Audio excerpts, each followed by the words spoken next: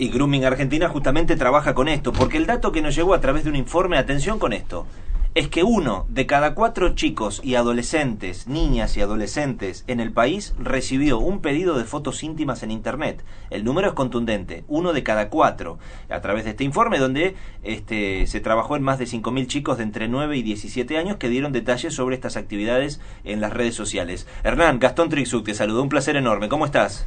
¿Qué tal, Gastón? Un placer hablar con vos. Bueno, aquí estamos. Este informe que se dio, yo no recuerdo si fue el fin de semana o el lunes, ¿no? O sea, es reciente. Sí, lo terminamos la semana pasada, lo presentamos el domingo el domingo pasado, hace 3 días, en el marco del Día Nacional de la Lucha contra el Grooming, un informe que trabajamos desde el mes de marzo al mes de noviembre, como bien señalabas, en más de 5.500 casos, 5.557 testimonios de niños, niñas y adolescentes de entre 9 y 17 años de todo el país, donde, los datos hablan por sí solos, ¿no? Datos verdaderamente reveladores, bien lo mencionabas, 1 de cada 4 ha recibido pedido de foto o video en un contexto de desnudez, dentro de ese universo de personas que le requieren a los niños, niñas y adolescentes este contenido.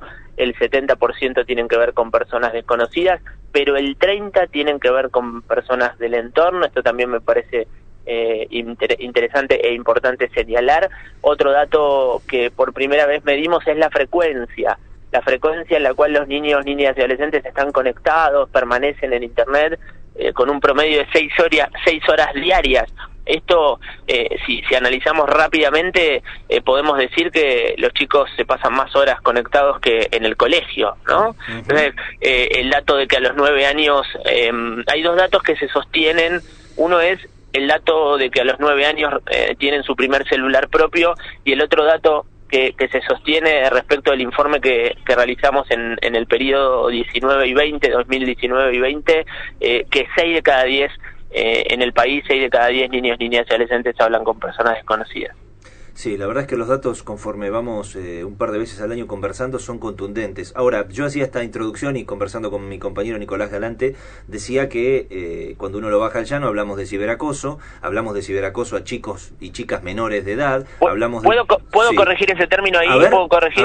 Claro, porque le falta, hay una real confusión respecto de los términos, y esto viene con una ley que se generó el año pasado y generó mucha más confusión. El término de ciberacoso nada tiene que ver con el grooming. ¿Ah, no? El término ciberacoso refiere al bullying cuando se traslada a las identidades digitales, convirtiéndose en ciberbullying. Es decir, el ciberacoso es el ciberbullying, porque le falta el componente de lo sexual. Cuando hablamos de grooming hablamos del abuso sexual en internet a niños, niñas y adolescentes por parte de personas adultas. Más grave aún entonces, si bien todo tiene un margen de gravedad, claro, porque uno, ahí está muy bien hecha la corrección, porque yo me quedé entonces en el año pasado cuando relacionabas el ciberacoso con una persona que a través de la red estaba acosando a otra, por ejemplo, pidiéndole fotos desnuda, ¿no? En ese punto un hostigamiento puede ser acoso, en este caso le falta el componente sexual. Claro, correcto. Bueno, cuando hablamos de grooming entonces estamos hablando de ese componente sexual.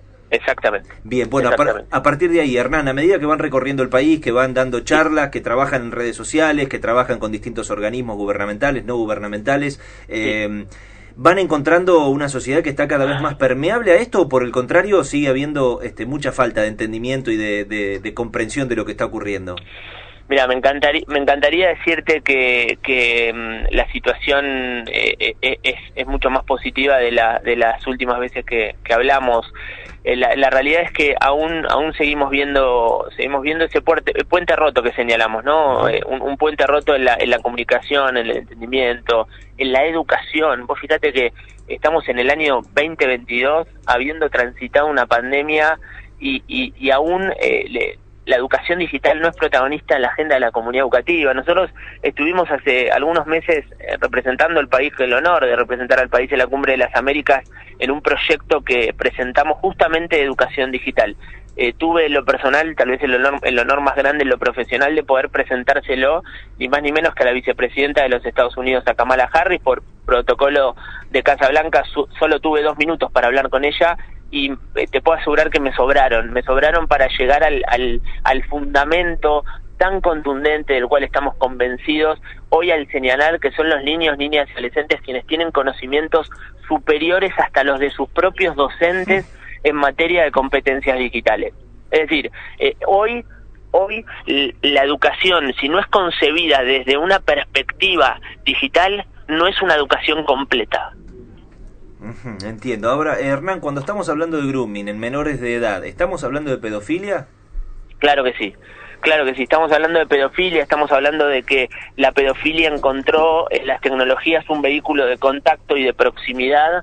O sea, nunca fue tan fácil para acceder a la vida de un chico o de una chica como lo es hoy para esta industria, la más perversa de la humanidad, y verdaderamente lo hacen cada vez con mayor velocidad, lo hacen cada vez con mayor profesionalismo, y estamos viendo incluso una profesionalización del delincuente sexual, y esto sin lugar a dudas nos preocupa. Sin duda, sin duda. Bueno, Hernán, y un poco para ir cerrando la charla y tratando de dejar algún mensaje a quienes nos están escuchando, por lo menos yo siempre lo pongo en estos términos cuando hablamos de grooming, creo que todos los adultos, más allá de que algunos tengan o no tengan hijos, algunas tengan o no tengan hijos, todos tenemos sobrinos, amigos, hijos de amigos, hijas, en nuestros entornos sociales, laborales, familiares, culturales. Ahora bien, ¿qué podemos hacer para intensificar un poco nuestros sentidos y estar más pendientes de esto para evitar una situación de este tipo? Bueno, no hay recetas mágicas, no hay herramientas, digamos, de control parental. O sea, en este punto la realidad es vernos inmersos en el cambio de paradigma que la pandemia impulsó en materia digital, reconocer que hay un lado B de Internet, que el objetivo, por supuesto, nada tiene que ver con denostar o estigmatizar la herramienta, sino que por el contrario, empoderar no solamente a las infancias y adolescencias, sino también al mundo adulto, co-construir en familia una convivencia digital segura, habilitando el diálogo con preguntas en la mesa. Digo, nosotros trabajamos mucho con las familias esto de, bueno, por ejemplo, les preguntan a sus hijos cómo les fue hoy en Internet, ¿no? O sea, preguntas que habiliten al diálogo, donde hoy, en el dato, y con esto cierro, el dato que refleja que a los 9 años un niño o una niña tiene su primer dispositivo móvil, según mi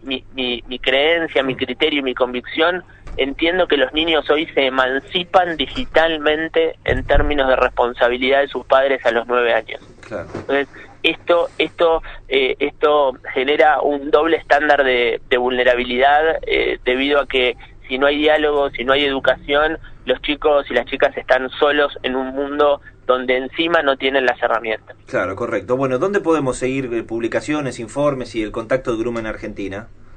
Bueno, Grooming Argentina en todas las redes sociales. De hecho, la semana pasada presentamos un informe respecto de la peligrosidad en el intercambio de las figuritas del Mundial, dado que la plataforma, este año la empresa generó una plataforma para el álbum digital, y esto también trajo consecuencias de estas características. Así que estamos permanentemente escuchando la casuística y convirtiéndola en prevención, así que importante que nos puedan acompañar, que nos puedan seguir, Grooming Argentina en todas las redes sociales. Hernán, perdóname, te hago la última sin ánimo de abusar de tu tiempo. No, por favor. Porque se me ocurre preguntarte lo siguiente: ¿sigue habiendo un bache desde lo legal, desde lo jurídico, desde la seguridad? Es decir, se trabaja con total impunidad el que quiera dedicarse a hacer esto desde el otro lado de la red, ¿no?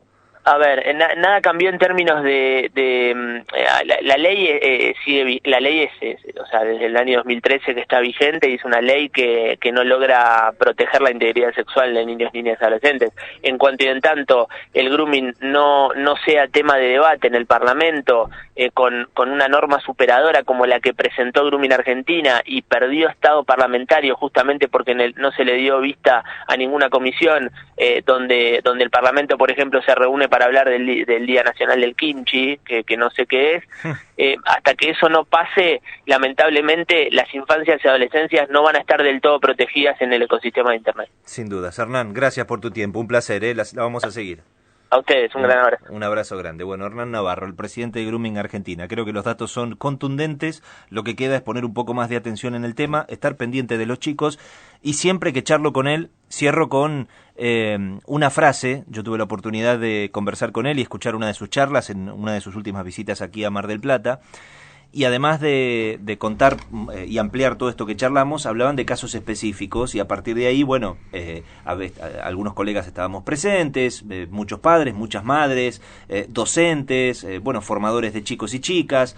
Y él daba un ejemplo. Él decía, para que terminen de entender la gravedad de la situación o lo que podría convertirse en una situación extrema y al mismo tiempo totalmente desconocida para todos nosotros, muchos de estos intentos de abusos, estos pedidos de fotos a los chicos desnudos, a las chicas desnudas, se da cuando, por ejemplo, hay una sobremesa en casa, o cuando, por ejemplo, llega ese momento de tirarnos todos en el sillón por la noche, hacer un zapping, charlar un poco, cada uno está con su teléfono, y como nosotros, siendo adultos, no estamos pendientes de los filtros, de las medidas de seguridad de ese teléfono, o de lo que pueden estar o no haciendo nuestros chicos, muchas veces esas situaciones se dan incluso con los chicos a unos pocos metros de nosotros. Por lo tanto, esto nos obliga, sin lugar a dudas, a poner el foco en esta situación.